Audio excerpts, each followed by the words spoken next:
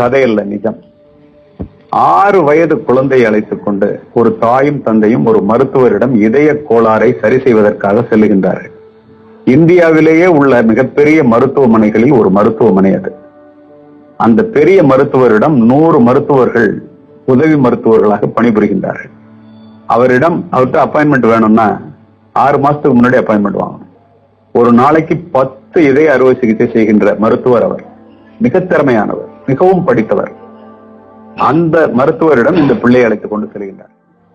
கீழே உள்ள டாக்டர் எல்லாம் செக் பண்ணி பாக்குறாங்க. இதயத்துல கோளாறு இருக்குன்னு தெரியுது. பெரிய மருத்துவர்கிட்ட குழந்தையா இருக்கு, உடனே அப்பாயின்மெண்ட் கொடுங்க, இல்லைன்னா அது சீரியஸா இருக்கு அப்படின்னு சொல்றாங்க. அப்பா அம்மா கேட்கிறாங்க.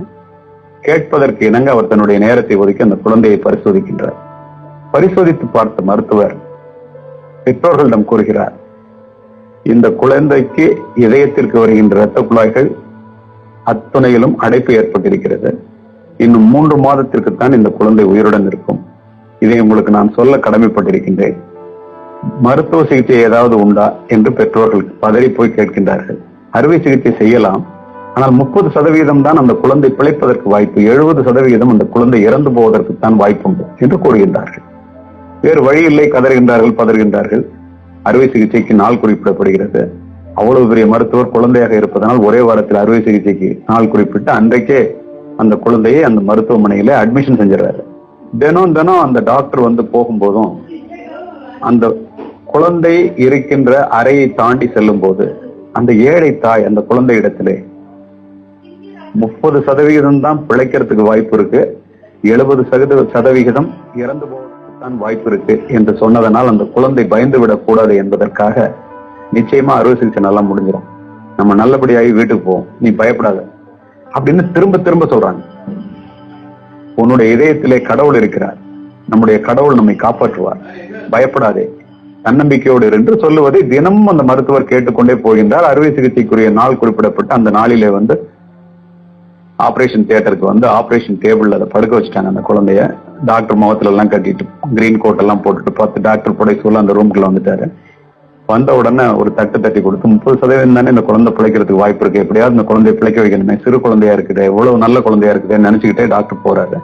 பயப்படாதம்மா, நான் உனக்கு என்னால முடிஞ்ச வரைக்கும் செய்யறேன் அப்படின்னு சொல்றாரு.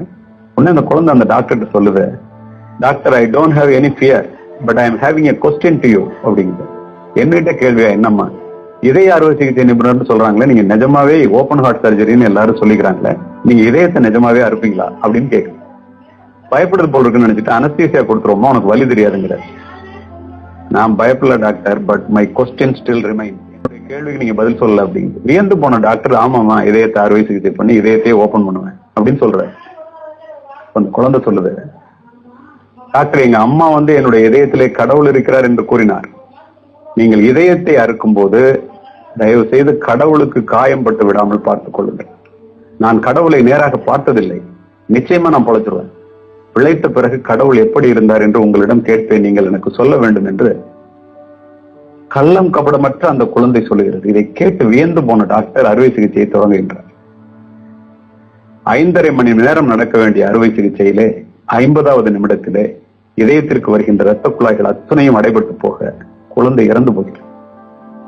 அந்த டாக்டர் ஒரு நாளைக்கு 10 பேர் ஆபரேட் பண்றாரு. அவருக்கே அந்த இறப்பை வந்து தாங்க முடியல. தன்னுடைய முயற்சிகள் எல்லாவற்றையும் செய்து பார்த்து விட்டார், தன்னுடைய படிப்பு அத்தனையும் உபயோகித்து பார்த்து விட்டார். அந்த நேரத்தில் அவர் நினைக்கின்றார், என்னுடைய முயற்சிகள் பலனற்று போய்விட்டன. இந்த குழந்தை அம்மா இப்படி சொன்னாங்கன்னு இவ்வளவு நம்பிக்கையா வந்துச்சு, அதுக்காகவாவது இந்த குழந்தை பிழைச்சிருக்கலாமே, கடவுள் இருக்காருன்னு இப்படி நம்பினுச்சு, அதுக்காகவாவது பிழைச்சிருக்கலாம், இப்படி இறந்துருச்சு அப்படின்னு சொல்லிட்டு கண்ணாடியை கழட்டிட்டு கண்ணை தொடச்சிட்டு பாடியை க்ளோஸ் பண்ணி பெற்றோர்களிடம் ஒப்படைங்கள் என்று சொல்லிவிட்டு அந்த இடத்திலிருந்து ஒரு அடி எடுத்து வைக்கின்றார். பக்கத்தில் இருந்த பெண் மருத்துவர் அந்த டாக்டர் ஒரு தட்டி, doctor, blood is coming to the heart என்று கூறுவதை கேட்டு வியந்து போன டாக்டர் ஒரு நிமிஷம் கழிச்சு எப்படி திரும்ப ரத்தம் வருதுன்னு பாக்குறாரு. ரத்தம் வருது இதயத்து. உடனே எல்லா மிஷினையும் திரும்ப ஆபரேட் பண்ணி 5.5 மணி நேரம் அறுவை சிகிச்சை நடக்கின்றது. குழந்தை பிழைத்துக் கொள்கிறது. Operation success. 60 வயது வரைக்கும் அந்த குழந்தை உயிரோட இருக்கும். எல்லா ரத்த குழாய்கள்ல இருக்கிற அடைப்பையும் சரி பண்ணிடுறார் டாக்டர். ஆபரேஷன் முடிஞ்சு வெளியில போனோம்னா இது மாதிரி ஏதாவது நீங்க இது வரைக்கும் பாத்திருக்கீங்களான்னு கேட்கிறார். மற்ற மருத்துவர்கள் நிச்சயமாக இல்லை என்று கூறுகின்றார். ஏதோ ஒரு பெரிய மாற்றம் அந்த உடலிலே ஏற்பட்டாலே ஒழிய இப்படிப்பட்ட ஒன்று நடப்பதற்கு வாய்ப்பே இல்லையே என்று சிந்தித்துக் கொண்டே செல்கின்றார். உடனே ஒரு டாக்டர் கேட்கிறாரு, ஒரு வாரம் கழிச்சு அந்த குழந்தை சுயநினைவுக்கு திரும்பிய பிறகு அது கடவுள் எப்படி இருக்குன்னு கேட்டா நான் என்னையா சொல்றதுன்னு கேட்கிறேன். கடவுளை பார்க்க முடியாது, உணர முடியும்னு சொல்லுங்கலாம் சொல்றாங்க. ஒரு டாக்டர் ஒரு முடிவோடு அந்த குழந்தையினுடைய அறைக்கு செல்கின்றார். ஒரு வாரம் கழித்து ஓடி வந்த குழந்தை அந்த டாக்டரோட காலை கட்டி பிடிச்சிட்டு, கடவுளை பாத்தீங்களான்னு கேக்குது. நான் பார்த்தேன். எப்படி இருந்தாருன்னு கேக்குது. சற்று நகர்ந்து கொண்டு இப்படித்தான் இருந்தார் என்று பின்னால் காண்பிக்கின்றார். அந்த இடத்திலே அந்த குழந்தையினுடைய தாய் நின்று கொண்டிருக்கின்றார். அந்த குழந்தை ஓடி போய் தாயினுடைய காலை கட்டிக்கொண்டு, அம்மா நீதான் கடவுளா என்று கேட்கின்றது. அத்தனை பேரும் கண்ணீர் சிந்துகின்றார்கள். இதிலிருந்து என்ன தெரிகின்றது? இறந்து போகின்ற சூழ்நிலையிலே இருக்கின்ற ஒரு குழந்தையை கூட ஒரு தாய் நம்பிக்கையை உண்டாக்க முடிகின்றது. அடுத்த நாள் அந்த ஆஸ்பத்திரிக்கு வந்த டாக்டர் ஒரு கடவுள் படத்தை மாற்றுறாரு அவருடைய ரூம்ல. அவருக்கு கடவுள் பக்தி இதுக்கு முன்னாடி இருந்தது இல்லை. ஆனா எழுதுறாரு, தன்னுடைய நோட்டை எடுத்து என்ன எழுதுறாருன்னா, என்னுடைய படிப்போ என்னுடைய திறமையோ இந்த குழந்தை பிழைத்ததற்கு காரணம் இல்லை என்பதை நான் முழுமையாக அறிவேன். கடவுள் காப்பாத்தினாரான்னு எனக்கு தெரியாது. ஆனா கடவுள் இருக்கிறார் என்ற ஒரு நம்பிக்கையை அந்த குழந்தையினுடைய மனதிலே விதைத்த அந்த ஏழை தாய் தான் இந்த குழந்தை பிழைத்ததற்கு காரணம் என்று எழுதுகின்றார். இதை நான் எதற்கு குறிப்பிடுகின்றேன் தெரியுமா பெற்றோர்களே?